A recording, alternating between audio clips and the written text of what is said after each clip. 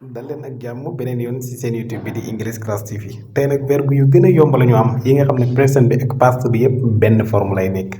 bu ñu koy njëkkee mooy to cat mooy lan mooy dagg maanaam cat past bi war a nekk ba léegi cat maanaam amul changement ci irregular verbe yooyu ok bu ma ne I cut the bread with the knife I cut the bread with the knife I cut the bread with the knife mooy damay dagg mburu mi ak paaka bi maanaam paaka bi lay jëfandikoo past bi exemple ma ne I cut myself with the sword maanaam sword mooy jaasi I cut myself with the sword mooy daggoon naa sama bopp ci jaasi laa doon jëfandikoo dagg sama bopp ok bii si kaw person la I cut the bread with the knife noonu nga mën a waxee you cut the bread with the knife we cut the bread with the knife wala they cut the bread with the knife he cuts the bread with the knife she cuts the bread with the knife it cuts the bread with the knife loolu mooy forme bu njëkk bi di present bu dee past bi nag ba léegi noonu la mel beneen bi mooy put ba xoolee bi ñu weesu léegi cut la ñu waxoon pourtant you la ñuy bind de biiti ba léegi put la ñu wax pourtant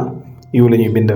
mais ci prononciation ñoo wutee put past bi mooy put ba léegi put mooy lan mooy teg put mooy teg dara ci dara exemple put on your clothes léegi put on mooy sol put on your clothes mooy solal sa yére put on your clothes ok put on your clothes léegi loolu mooy solal sa yére bu ma bëggoon wax ne léegi fii laa tegoon sama téléphone bi donc kon loolu pass na dama naan I put my phone here lately wala recently wala last time dégg nga sama téléphone fii laa ko tegoon léegi donc teg ba pass na baatu teg ci wolof moom mooy put ok I put my phone here beneen baat bi mooy hurt mooy blessé mooy gaañ hurt past bi ba léegi mooy hurt bu mu ne I don't want to hurt anybody I don't want to hurt anybody anyone dégg nga bëgguma gaañ kenn I don't want to hurt anybody bëgguma gaañ kenn past bi su ma noonu if you hurt me I can forgive you gis nga boo ma gaañee wala boo ma gaañoon mën naa laa jéggal parce que mooy yi nii lii compliqué mooy buñ ko waxee wala buñ ko bindee doo xam ban temps la ñu wax ndaxte moom amul benn changement ci temps présent bi ak ci past bi bu àndee nag ak ing di nga xam ne present continuous la bu àndee ak verb to have di nga xam ne present perfect la bu àndee ak verb to be di nga xam ne comme ni ma ko waxee léegi present perfect soit mu nekkee present perfect continuous wala present continuous ok beneen bi mooy let ba léegi let comme may ma let dégg nga may ma ndigal comme let me try again may ma jéemaat beneen yoon let me try again bu mu ne may ma jéemaat beneen ndaxte may nga leen ñoom ñu def loolu dégg because you let them do that bul wax nag let to do let me wala let us wala let you wala let him plus benn verbe du ànd ak tout ci côté boobu ok let me try again bul wax let me to try again wala let I to try again let me try again dégg nga let me talk to you let me talk to him let me call him may ma woo ko loolu doo wax to call him bu fekkee ne let dugg na ci ba pare because ndaxte you let them do that bàyyi nga leen ñi def loolu ok beneen bi mooy hit mooy dóor ak lan dóor rek yar loxo loolu mooy hit ba léegi dina firiti mbëkk comme hit the ground wala hit someone on his head or her head donc bu ma ne don't hit any innocent people bul dóor benn waaye yu deful dara bul dóor kenn koo xam ne deful dara taxul innocent people don't hit anyone maanaam bul door kenn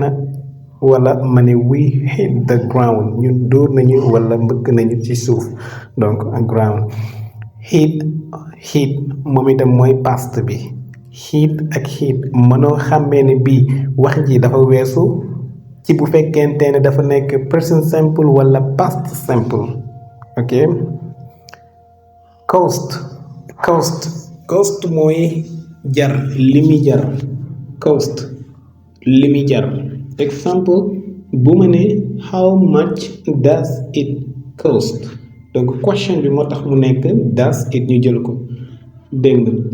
how much does it cost dégg nga mooy ñaata lay jar wala bu dee past bi ma ne la I am not the seller man nekkuma jaaykat bi de but it cost maanaam man nekkuma jaaykat bi waaye xam naa ne da daan jar nangam li nga bëgg a wax ci lim daan jar soit ci xaalis wala ci leneen how much does it cost mooy loolu ñaata lay jar loolu ñaata lay jar dégg nga I am not the seller mooy nekkuma jaaykat bi sell mooy jaay seller mooy kiy jaay da koy nekk ok but waaye it cost dégg beneen bi mooy read